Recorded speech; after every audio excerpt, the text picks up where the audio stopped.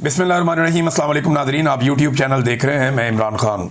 Nadreen, Imran Khan वो वाहिद आदमी है मौजूदा सियासतदानों में जिस पे जितनी सख्ती हो रही है वो उतना ही मजबूत होकर खड़ा हो जाता, उतना ही जोरदार जवाब देता है।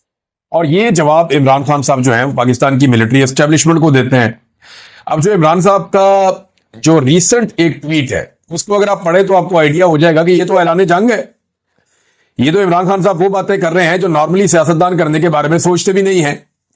पहले आप सुने इमरान खान ने कहा क्या।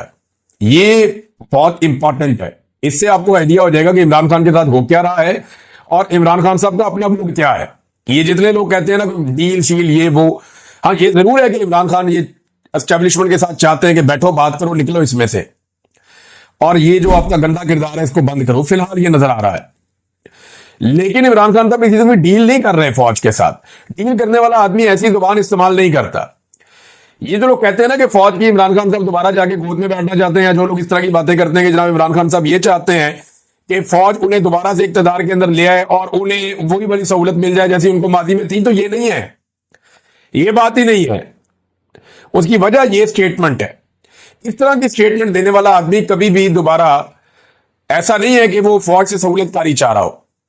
ये स्टेटमेंट वो आदमी देता है जो ये चाह रहा हो कि निकलो बीच में से, यानी मेरा मुल्क है मैं चला लूंगा भाई, हम मुल्क के मालिक हैं, तुम जबरदस्ती आके तुमने हर चीज पर कब्जा किया हो। तो ये इस तरह की सोच वाला आदमी ये बात कर सकता है। अब जरा ये देखें आप, पाकिस्तान में इस वक्त मार्शल लॉ नहीं आसिम लॉ नाफिज है।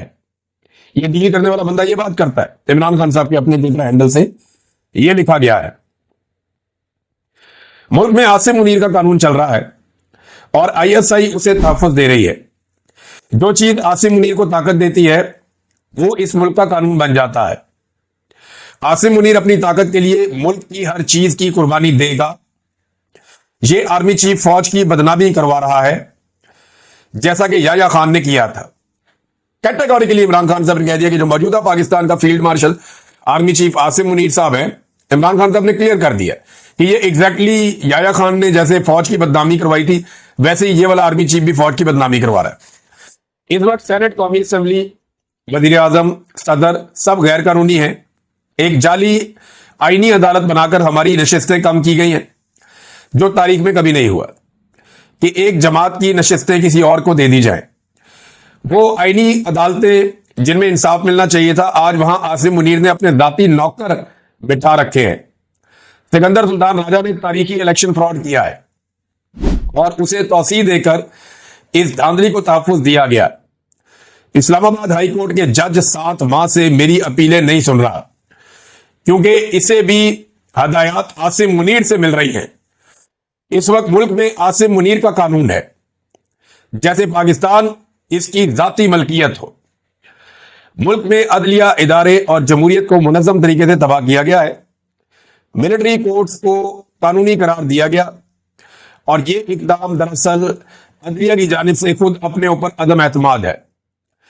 मेरी अहलिया बुशरा बीबी को बतौर हथियार इस्तेमाल करके मुझे तोड़ने की कोशिश की जा रही है, लेकिन मैं ये वाजे कर दूं, मैं मर जाऊंगा मगर कभी आसिम मुनीर की बादशाहत को तस्लीम नहीं करूंगा। मामला आसिम मुनीर को और इमरान खान का है जो इस ट्वीट से साबित हो रहा है। और ये मैं पहले भी कई दफा कह चुका हूं, हम ऑफ द रिकॉर्ड भी साहब आपस में बात करते हैं तो बात यही करते हैं कि एक आसिम मुनीर है, एक इमरान खान है।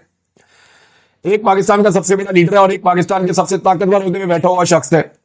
तो लड़ाई इनके बीच में चल रही है। ये बाकी सारे तो भेड़ बकरी हैं बीच में, ये बाकी सारे तो लड्डू बटम है। ना नवाज शरीफ कुछ बेचता है, ना आसिम जरदारी के पल्ले कक है। शहबाज शरीफ तो वैसे ही इमरान खान ने काट ली है। मरियम नवाज ना 3 में ना 13 में, बिलावल बेचारा कहीं गिनती भी नहीं आता। तो ये सारे फारिग हैं। लड़ाई असल में आसिम मुनीर और इमरान खान की है। ये इमरान खान साहब ने आज इस ट्वीट के अंदर इसको क्लियर कर दिया। उन्होंने कहा कि मर जाऊंगा मगर कभी आसिम मुनीर की बादशाहत को तस्लीम नहीं करूंगा। ये एक कब्जा ग्रुप है जिसने मुल्क पर जबरदस्ती कब्जा कर रखा है। इस वक्त पाकिस्तान में डाकू डफर अलायंस मुकम्मल तौर पर काबिज है। 26वीं तरमीम से जजों की खुद मुख्तारी मुकम्मल तौर पर खत्म कर दी गई है।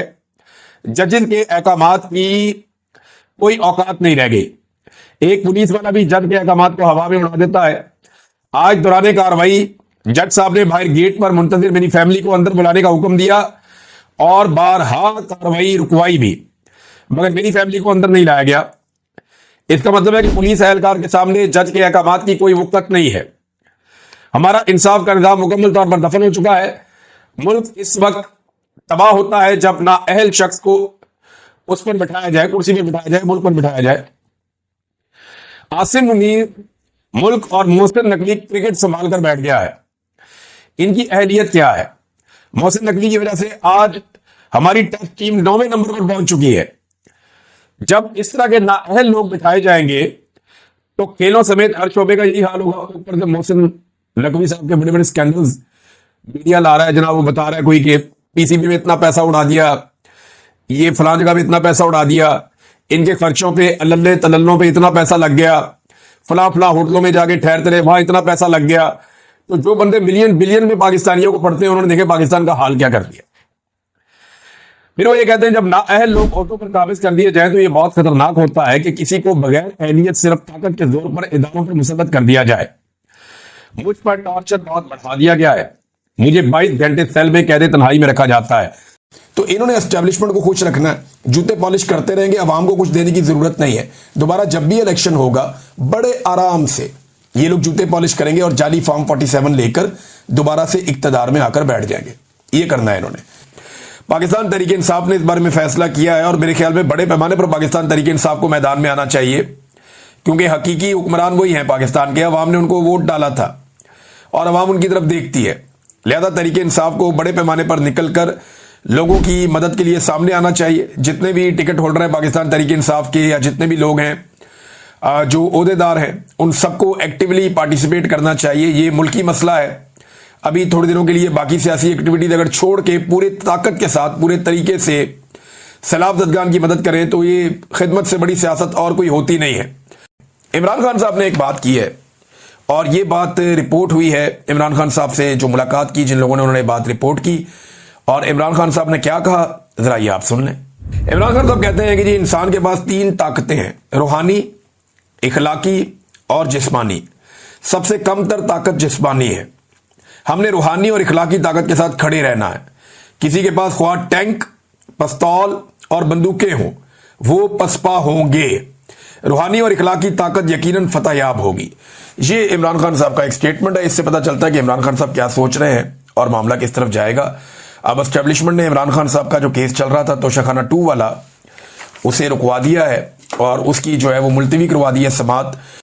साबिक वज़ीर-ए-आज़म इमरान खान साहब की एक मुलाकात और सियासी मंजरनामा तब्दील। यानी जो लोग माफ़ियों की बातें कर रहे थे, ये कह रहे थे कि इमरान खान साहब चलो माफ़ी मांग लें, चलो अफसोस का इजहार कर लें, चलो इमरान खान साहब इतना ही कह देंगे कौम से शर्मिंदगी है या कोई माफ़ी है।